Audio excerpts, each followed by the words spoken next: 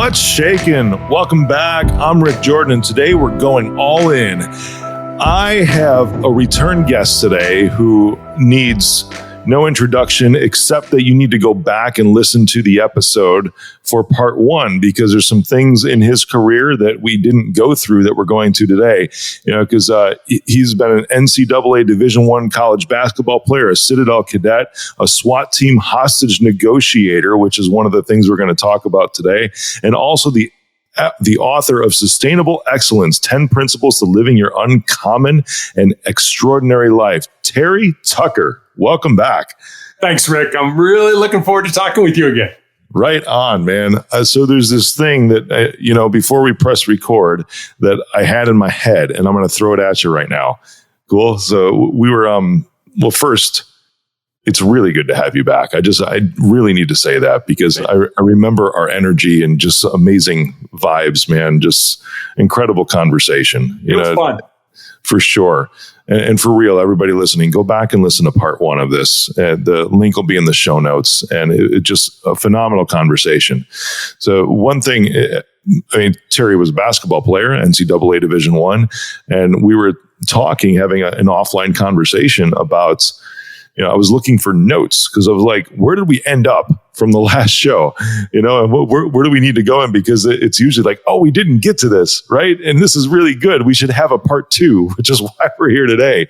I don't take the notes because my team takes the notes for me because I'm not good at it. And Terry, you said... You said it's good to have a team.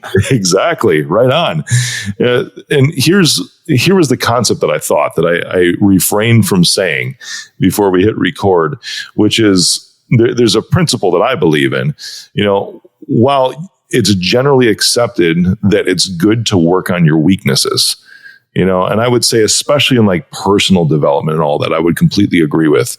But when it comes to some things in business, and this is one thing that's made me successful, I'm curious as how this relates to your team sports experience that you have, is that I've tried to make even stronger my strengths. I've focused on that and getting really, really good at the things that are my giftings and are my wheelhouse and things that I'm strong in to make me like near unbeatable in competition with my strengths rather than focusing on my weaknesses. It's like I've brought in other people to complement me in areas that I just don't want to do, or I see them as just something I might never be good at that I'm not meant to do. So I focus a lot more energy on just solidifying my strengths than I do improving my weaknesses. That was a thought I had. And I'm curious as to what you feel about that. I think back on, when I was playing basketball, started playing at 9 years old. And I was very lucky. I happened to be in Columbus, Ohio at the time. And the guard on my, I don't know, we were like 8 or 9 years old. We were just children. But the guard on my team was the son of the assistant coach at Ohio State. Wow. Bob Burkholder was Fred Taylor's assistant coach. And so, I had exposure very early on, to basketball and college basketball and things like that. And I always remember Mr. Burkholder telling me, you need to work on your weaknesses because in this game, scouting and things like that, people are good enough that they're going to realize what your strengths are and they're going to compensate. They're going to, he can't go to his left, so we're going to overplay him to his right and things like that. So I don't know if I necessarily agree with that. I understand where you're coming from, but from my perspective, it was, and I'm a lefty, so I was at a decided advantage in a lot of ways. Absolutely. Yeah. But on the other hand, I remember constantly, dribbling with the right, going up with the right and things like that because it wasn't comfortable. It wasn't easy. And, I think back even when I was a policeman, when you get in a gunfight, which hopefully you never do. Yeah. The reason you practice so much and drawing is it needs to become muscle memory. You can't think about, I need to unsnap this one, canter the weapon back, bring it out. No, it's just got to bang. It's got to be one continuous motion. And I remember that from basketball too. It's like, you can't think about this. You've got to just keep doing it until it's muscle memory. So from that perspective, I guess if you have a team, but you think about it, you can't have one person that just shoots outside shots and one person that does this and one person that does that, because teams are too good today that, scouting is too good. Film is too readily available that they're going to figure out what your strength is and they're going to overplay it. So you're going to have to develop that weakness. No doubt. Yeah. And, this is way off topic from obviously the SWAT Team Hostage Negotiation that we're going to talk about in a bit too. But I was reading a lot about the last year or so with pro ball and how some team members, like LeBron, for example, he got COVID, which everybody did in the NBA. Right. And they would bring up from the NCAA, they would bring up these individuals almost as like contract players just for 2 weeks. So while the big stars were sick, and they had to isolate for this period of time so they wouldn't get anybody else on the team sick, these amazing players had an opportunity to actually show their chops in the meantime. And I started reading about the actual pro ballers that were already in the NBA thinking like, oh man, this kid's gunning for my job. I better start improving on some of the areas that I've neglected for a while.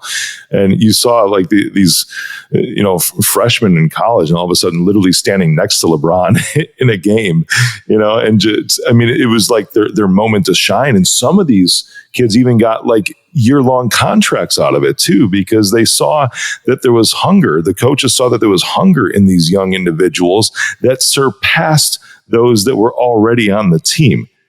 And they saw that it was like, it's what we're talking about, like working on your weaknesses, right? And I'm sure it's way different. I played baseball for 9 years too, and I was always working on weak areas, just like the coach would tell you too. Business, it's like, okay, this isn't something that I want to do. It's something I don't want to get good at, so I might fill the gap. But now these players, you would see that they were so hungry. These kids that would be like brought up just for 2 weeks and end up getting year contracts just because their drive outpaced the actual existing players that would not care to improve on their weaknesses. Yeah, but don't you think, think about that. Yeah, we would all, when we first start anything, it's new, it's fun, it's exciting, we're revved up and all that kind of stuff.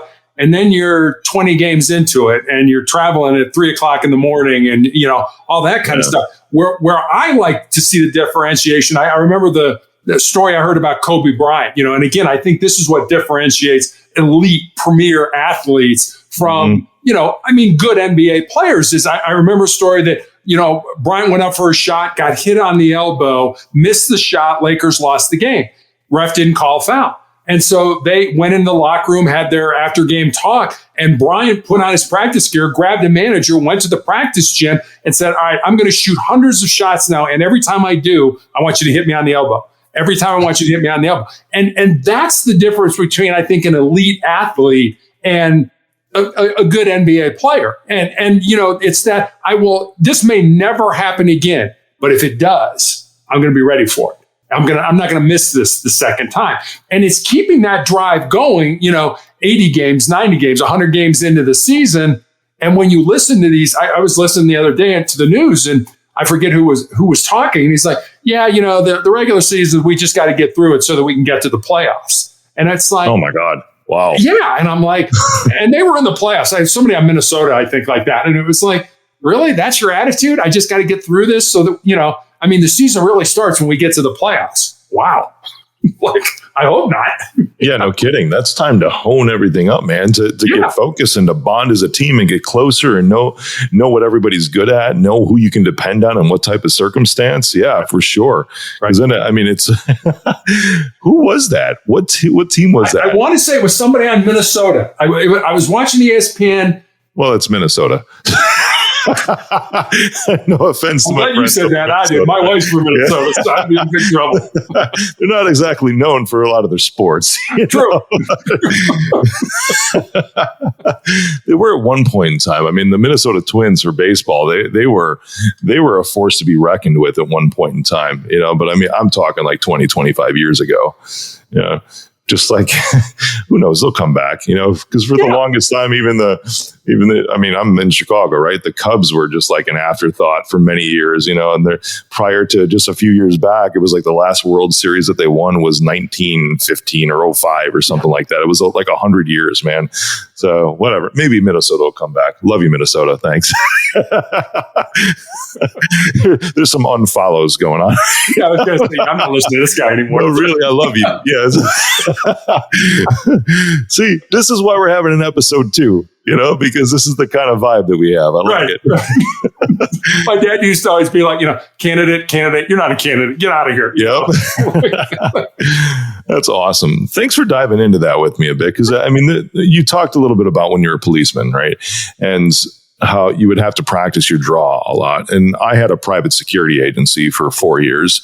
And I was also a police cadet when I was 16 for several years too. Law enforcement was going to be my career, after a military tour, but I ended up not going in the military for medical reasons. I had a history of asthma. The Marines just didn't want to take me because of that.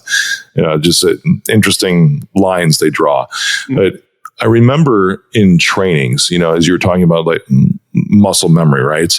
And one of the biggest things that I remember that was a weakness of mine were building searches, and specifically like building search exercises. And specifically, it was looking up, and it was that was my weak area, because I would notice everything around in the room, but I was so laser focused on that plane that there were times when I was with my team, and it was multiple times that somebody would be up on a shelf or something like that, dude. And it probably took me like 13, 14 times to actually always do that. Because what do you do when you're doing a building search? Right? You go in and you kind of glance at the room, to look behind the door, see if there's anybody that's in there, but you never really go up, especially when there's a canine. Let the dog do it, Yeah, there you go. I didn't have a canine. Okay. Yeah, but translating that into the hostage negotiation, that's a whole different ballgame, man. Totally. And I just got done with Chris Voss's book. I was telling you, Never Split the Difference, because he was the lead negotiator for the FBI for many, many, many years. And he equates a lot of his negotiations to business, but he also always talked about learning. So going back to this, like covering your weaknesses, like every single situation was a learning experience for the negotiator. And to try to continue to hone in your skills. How did that go for you? And how did you even get into that, man? That's intriguing. Yeah, I was lucky. I've always wanted to be associated with the best. And in law enforcement, in a metropolitan police department, in a county's sheriff's department or something like that, SWAT is usually the best. They're the best. They're best officers to start with. They get the best training, the best equipment, and things like that. So when there was an opening for a negotiator, I put in for it, and had to do the physical fitness test, had to do all the psychological stuff, had to go through the interviews, had to have my old bosses in that be, what do you think? Would this guy make a good person? And then finally got on, and I was green. I didn't know a lot. I remember my first. And we would train through scenarios. We would practice different things, and we would act as, the bad guy or the hostage and stuff like that. And I'll never forget this. There's a barricaded person with a hostage behind this door. Now negotiate with them. And I had this is day one. And the hostage is like, help me. The hostage is screaming the whole time. Sorry, it was my voice. No, not you. No, I'm thinking, like, does that really ever happen? Yeah, it does. Because the hostages are always like, hey, focus on me. And I spent the entire time focused on the hostage. And and what I learned was you take the hostage out of the equation, unless it can help you, but you take the hostage out of the equation and you focus on the bad guy. Hey, what do you want? Why are we here? Things like that. Hey, you want to let that person go. They're a pain in the neck. They're screaming. They need medicine. They're injured, whatever it was to try, to get them out. But going back, as a policeman, 99% of what you did was face to face with another individual. So I'm pulling you over to give you a speeding ticket. I'm, answering a radio run for a fight or a domestic. I'm knocking on your door, say, call the hospital, grandma, and they can't get a hold of you. So you were able to see visual clues. If you're talking to somebody and they're kind of, looking around, that may mean they're going to run. They're looking for a way to escape. Or, if they're talking to you and they're balling up their fists, well, maybe they want to fight you. Well, you can see that. You can take those visual clues and you can act appropriately. Sit them down, handcuff them, put them in your car, whatever's appropriate for why you're there. But as negotiators, we weren't with the person we were negotiating with. So we had to figure things out based on what people were saying, what they weren't saying, and how they were saying it. And a lot of times, we're over here for 2 hours talking about something when the real issue is over here, and we haven't even gotten to that yet. And I guess I'll end it with this. The way we used to describe what we did was kind of think of a teeter-totter or a seesaw at the park, when we were all kids and we would grow up. And when we started, the person we're negotiating with, their emotional side is way up in the air and their rational side is way down on the ground. And over time, asking them open-ended questions and getting them to talk, hopefully you bring that teeter-totter, that seesaw to equilibrium. And then over more time, you get to the point where the rational side is up in the air and the emotional side is down on the ground. And when the emotional side is down on the ground and you're dealing with a rational person, that's the time you can talk about letting the hostage go, putting the gun down, coming out, and things like that. You can't do that when, somebody's screaming and they're, hyped up and they're moving around and stuff like that. And that's why you ask those open-ended questions, to get them to talk and burn off a lot of that emotional energy. That's incredible. Those are powerful too. The open-ended questions, a lot of hows. And from what I've seen, you almost try to, maybe you did this too, you redirect the focus as almost trying to get the bad guy to solve your problem as the negotiator. So if they were to say, and this is one of the things I was picking up from Chris's book, is that, in those scenarios, and this translates into business, because if you're in a business dealing and you have a customer that's, demanding, or somebody who's about to buy from you that's almost demanding something specific, for example, like in my company, we don't reduce prices. We don't cut deals or anything like that. It's just the price is the price, and it goes into it. It's a premium offering, very similar to Apple, right? BestBuy will, or Target or whoever will actually put sales on Apple products because that's them and it's cutting into their own margin. But you go to the Apple store, there's never ever any sales from Apple directly. It's just, here's what it is. It's awesome. We know it's awesome. That's why we're not giving any deals, and there's a lot that goes into it, right? Like I've seen memes like, when it's like, you're not paying me for my time today. For the 1 hour I put into it today, you're paying for the 10 years that it took me to get this good and this fast. Because I am the best at this now at this point. I'm talking about, generally speaking, somebody in that scenario. And those open-ended questions, did you have things like, if somebody says, well, I want this amount of money, in 2 hours or something like that. And one of the questions I picked up was like, well, how am I supposed to do that? Yeah. You asked them that. And that was the other thing. We never gave anything without getting something. So I'm not going to get, hey, I'm hungry. I want a pizza. Okay, what are you going to give me?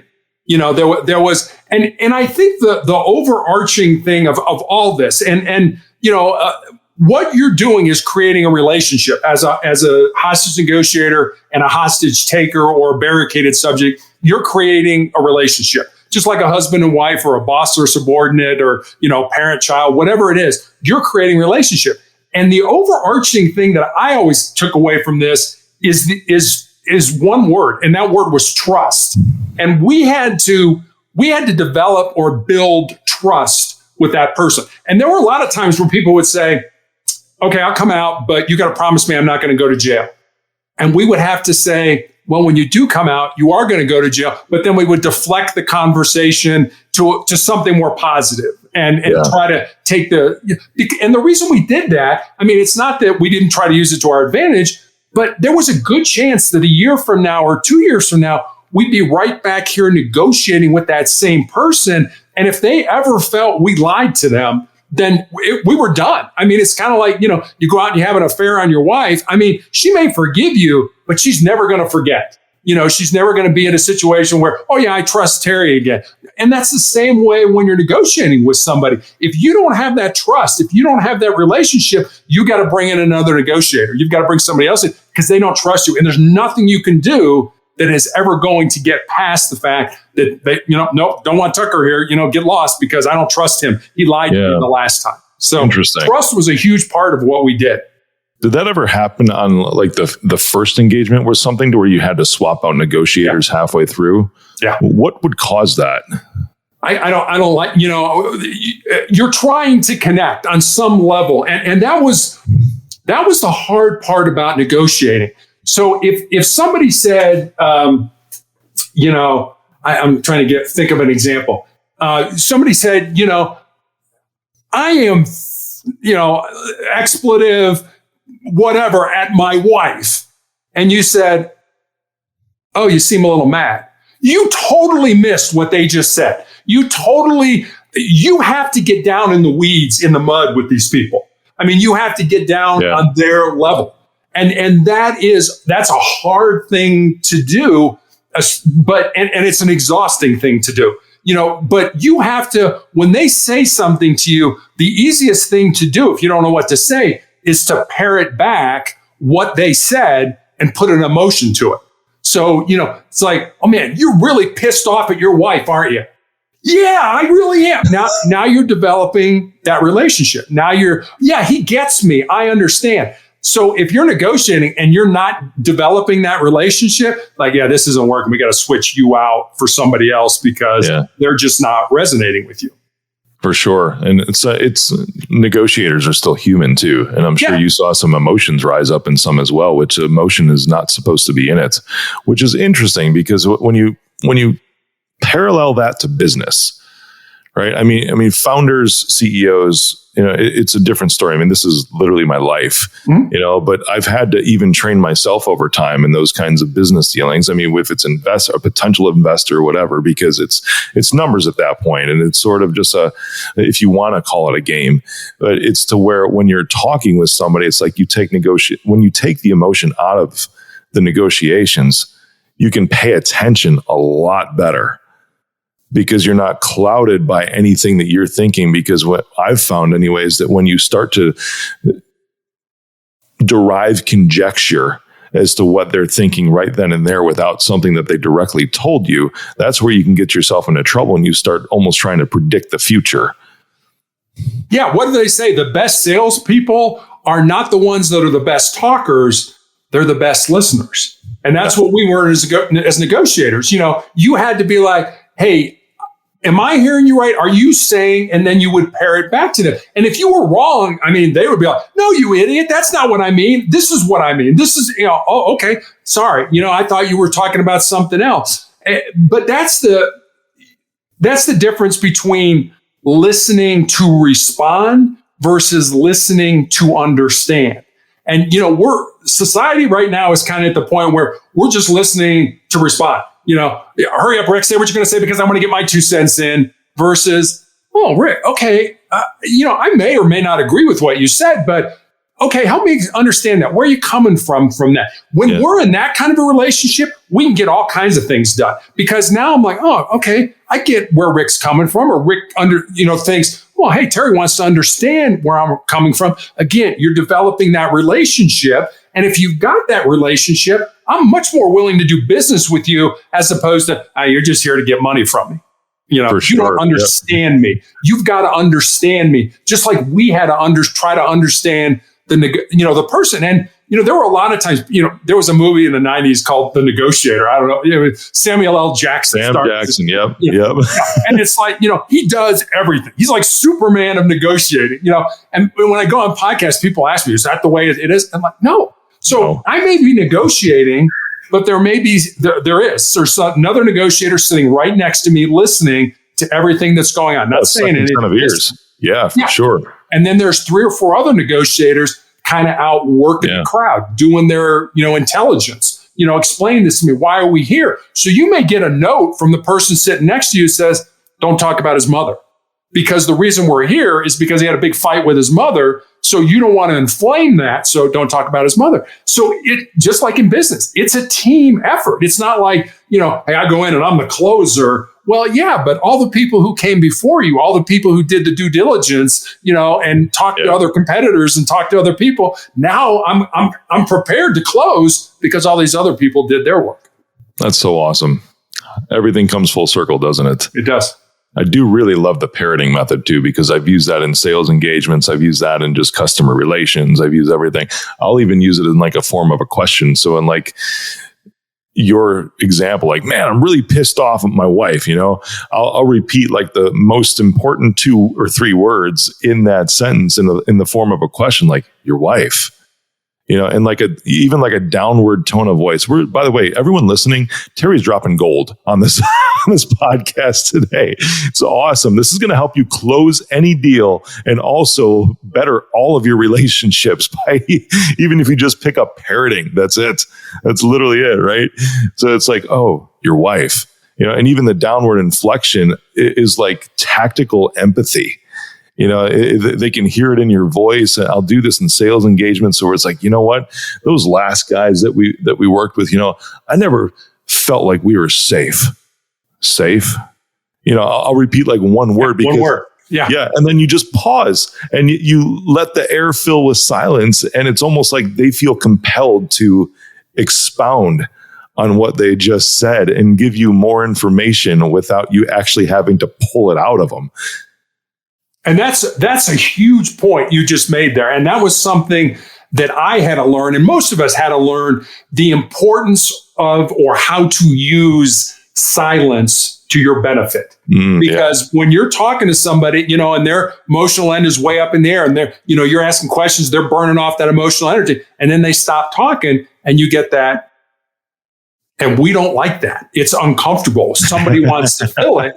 And what you want to do is resist the temptation to fill it. Shut up, Terry. Don't say a word. Because he'll or she will start talking again. And that's exactly what you said. They'll want to fill it. And then they'll start talking again. And you're right. Full circle. Here we go again. You can use it in business. We use it as negotiators. They're just as uncomfortable as you are, right? With the silence. But you know that.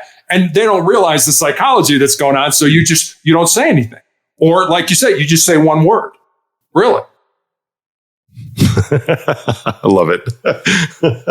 There's other trainings I've had too, and in like neurolinguistic programming and all of these things. So where it's the open-ended questions are great. The hows and the whats are freaking phenomenal. And then the wheres and the whens. You never, ever, ever want to use why. Because why almost like causes, it's actually almost like offensive in the subconscious world, because then you feel like almost, what, you don't believe me or something, whatever I just said, or it's also they feel compelled to make something up. So those open-ended questions that are hows, whats, whens, and wheres are the most powerful ones and completely throw out why. Yeah. Tell me why we're here today. Yeah, that's a command. That's beautiful. Yeah, exactly. The silence is freaking amazing. I love the silence. It's very effective, but we don't like it. It's uncomfortable. Yeah. How did you If you can learn it, it's a great tool. Yeah, because the first time I used silence, it was probably like a decade ago, to where I just sat there and it's like I almost started sweating in places that I didn't know I could sweat in.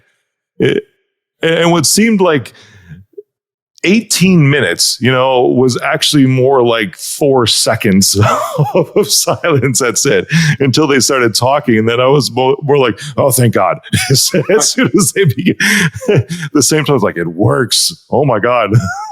It does. We are creatures of habit. And there's, it's 2022. There's been tons of studies done about how people interact with each other and what's the most effective way to sell or, to get what you want and things like, there's thousands of books out there, but it still goes back to trust and that connection, making that connection with another human being. I don't care if this guy just shot and killed, a room full of 5-year-olds. You still have a job to do. You still have things that you've got to try to get this guy out safely. And I'll tell you a quick story. So we were negotiating with a 15-year-old kid who had a gun and was barricaded.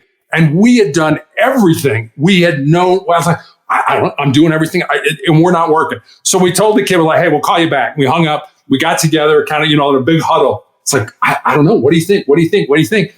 And finally, somebody said, well, it's a kid. Let's scare him. Let's be a parent. Let's scare him. So we came up with the deal. We were going to break a window, throw in a flashbang grenade that doesn't explode. It's not like a regular grenade. It just produces a bright light and a loud sound, and see if we could scare him into coming out. So we had the tactical team break a window, throw in the grenade, bang, big bang goes off, bright light. 10 minutes later, he was out. It's like, oh, okay, well, you try something unconventional. Yeah. Was there a hostage in that scenario? Or was it just he was just barricaded. I gotcha. Okay. I figured as much as you were telling the story. It's like, I don't know how well that would go with a hostage, but if it's just a 15-year-old kid by himself, freak him out. Oh, nothing else is working. Let's try this. Yeah, right on. That's awesome. Well, that was one story. What's one of your most unforgettable experiences doing this? I'll tell you a funny one, and then I'll tell you a serious one. A funny one, a lot of these negotiations take hours. They go on for 2, 3, 4, 5 hours, and you're just biding time. As long as nobody's hurt, the guy starts shooting or something, the tactical team's going to go in and take care of business. So this guy, we get a call. I get to the scene. I was working that night, and I'm talking to the district cops, and I'm like, "What's the deal?" He's drunk. He's barricaded himself in his house with a gun and his wife.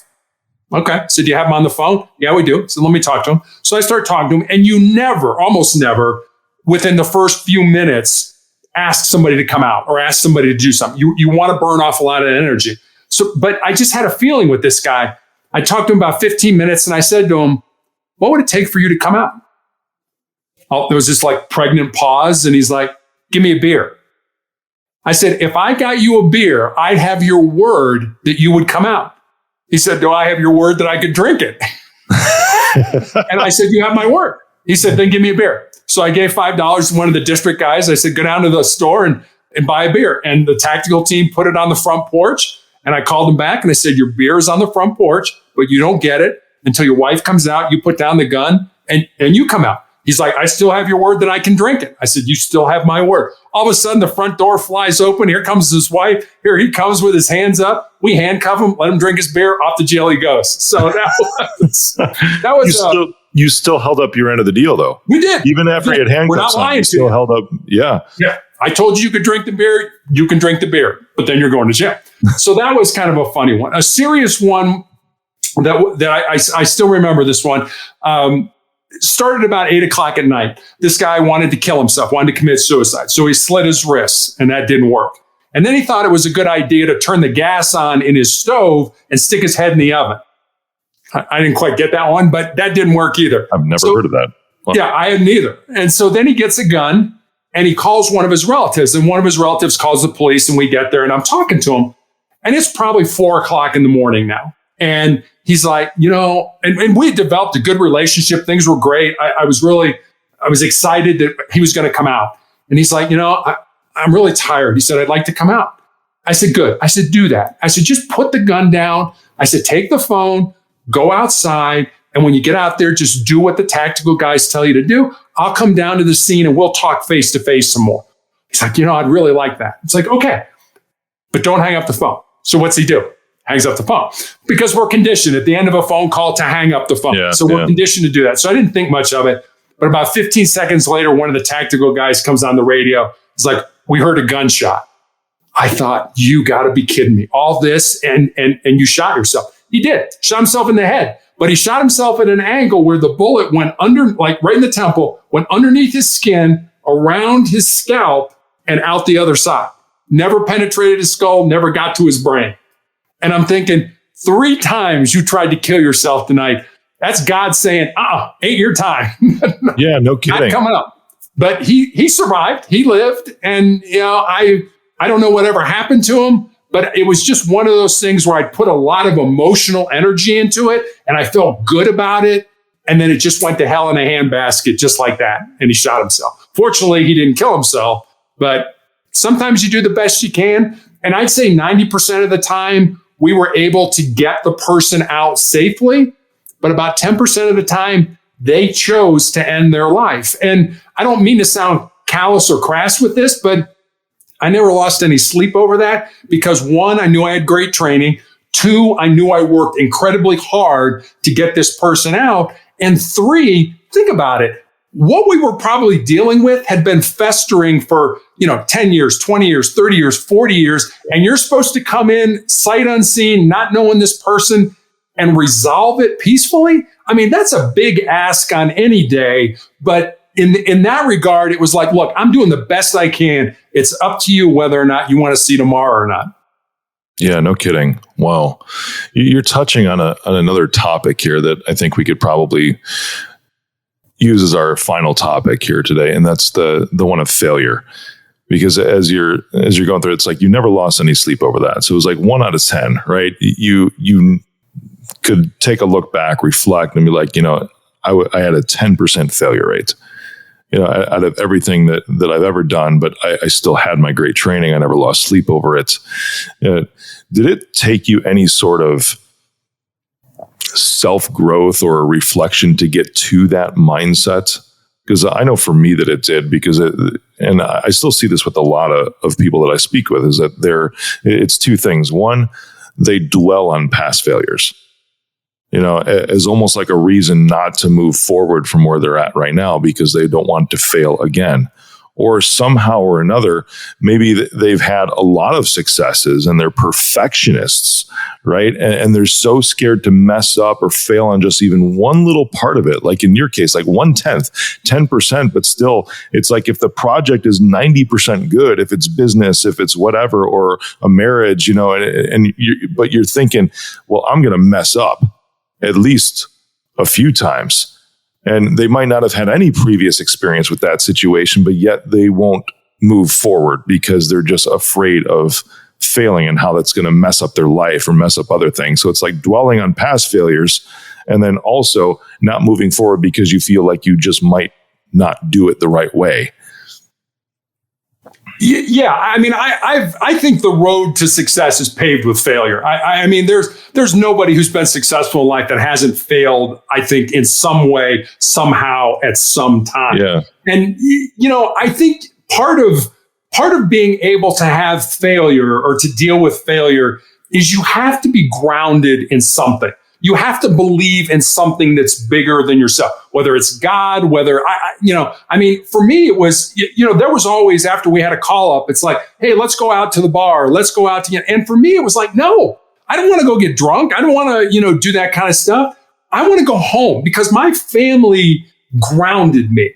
And yeah, I would tell my wife, I mean, our daughter was young, but I would tell my wife what was going on and, and we would talk about it and having somebody that you can kind of bare your soul to and say, yeah, gosh, I'm exhausted. I worked my butt off and the guy still shot himself, okay, how do you feel about, and my wife then starts doing the same thing that I just was doing. She starts telling, well, how do you feel about that, Terry? And, well, tell me about it, and doing the same thing for me. But you have to ground you. There's got to be something in your life that's bigger than you. And I think if you do that, if you have that, if you don't, I feel sorry for you. I mean, you should try to find whatever that is, whatever, makes you tick, whatever you believe in, whatever you're willing to die for, and then use that as your touch point, your anchor to venture out, to get out there and make mistakes. And I always tell young people, especially, if there's something in your heart, something in your soul that you believe you're supposed to do,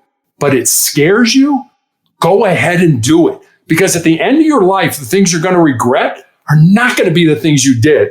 They're going to be the things you didn't do. And by then it's going to be too late to go back and do them. Yeah, that's always the thing. There was where was I? Oh, I was at my barber's the other day. Okay. And there was a gentleman, he was 61 years old. I don't know him. And there's a reason why I know he's 61 because he said it out of his own mouth when he was in there. And the barber I see this is about regrets, by the way. This is where this story is going. The way that they book, right? There's only two barbers in the shop that I go to. They're amazing, right? They're just in the suburbs, but they used to work in the city at these premier barber shops, just incredibly amazing. Look, amazing fades, right? You can see me right there. You look good. Thanks, brother. Thanks. The dude walks in and the only way to book an appointment is actually through an app online, Vagaro, right? And that's it. And they are always full. They don't take walk-ins ever because they are always booked up. They've built this over years, and sometimes it's hard for me. I have to book like 3 weeks out, and traveling so much, I need to make sure that I get, like my next 5 appointments set up because I get this trimmed up every single week. So I've got to strategically plan this just to make sure I get in. I can't go in just by booking the same day. That never, ever happens. So he comes in and he's like, yeah, I need a haircut. And they're like, well, we don't take walk-ins. You have to go online. He's like, well, I figured, but I called here.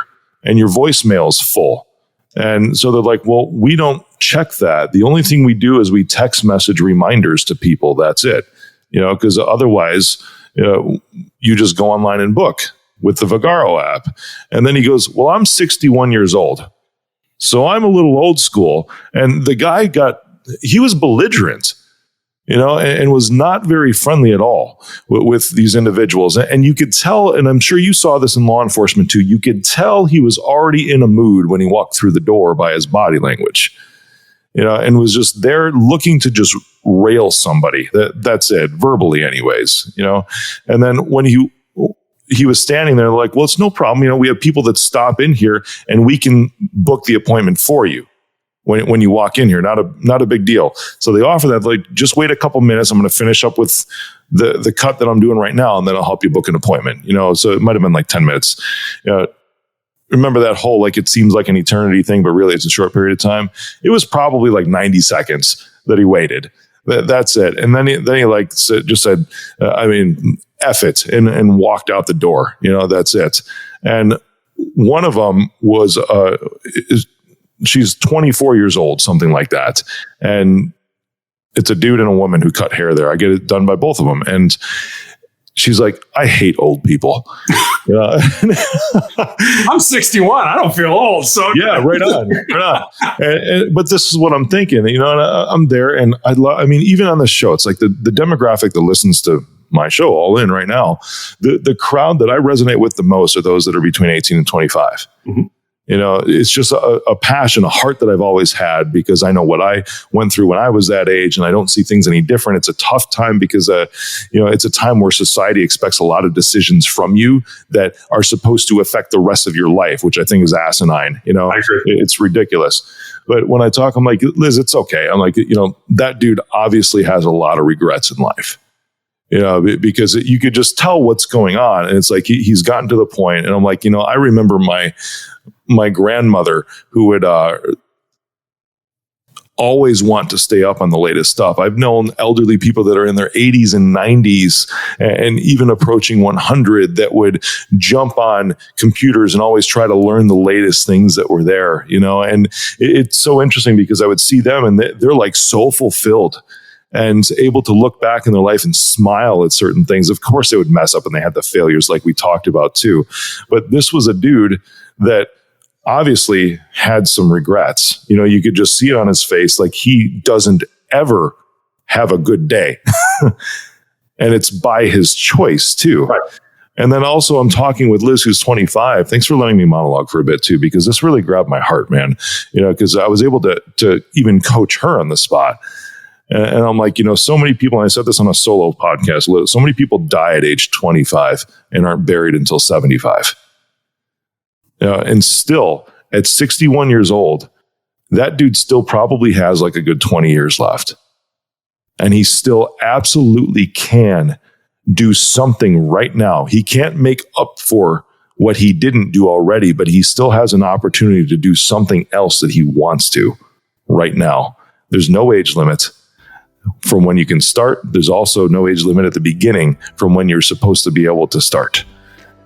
So I love what you're saying there, man, about the regrets and failures. And if there's one piece of advice, what's your favorite age group that you love talking to? You talked about kids already, right? Oh, I love young people. They're so pliable, so malleable. So, it's like, gosh, you've got it all right there. And my brother and I, brother was drafted by the Cleveland Cavaliers, and so our whole family was jocks, growing up. Yeah. We're all basketball, baseball players. And we talk even today. It's like, if we knew, 40 years ago, 50 years ago about, mindset and working our bodies smarter and things like that, we would have been so much better athletes than we were. And we were all very good athletes. And you think about what young people have access to today in terms of knowledge. And I always encourage young people, especially, be lifelong learners. It's kind of like what you were saying, 80, 90 years old, jump on a computer. I don't know. I mean, when I started my blog, I was kind of like that man. I was like, blog, I shouldn't start a blog. I'm 61 years old. I can barely turn my cell phone on, so starting a blog was ridiculous. But it took me 4 months to do 4 pages, but it was 4 months where I learned. Like, I don't know what that means. I got to go find out. I got to go learn. I'm sure my 25-year-old daughter could have done it in 15 minutes. But for me, I don't know about that. I don't understand that. I've got to go learn it. And I've always tried to be that way. I don't know. What does that mean? Tell me more about that. And I guess that's one thing that I think made me a good negotiator. I wanted to learn. Tell me about you. Why are we here? What's going on? Blah, blah, blah, blah, blah. So that curiosity is something that, well, at 61, I haven't lost it yet. So I hope young people never lose it, that they keep being curious, ask questions. You got it. Terry said it, everyone. Keep being curious. He's got an amazing website, motivationalcheck.com, and on Instagram at Sustainable Excellence Author. Terry, amazing having you on again, brother. Good Well, thanks, Rick. It's always fun talking to you.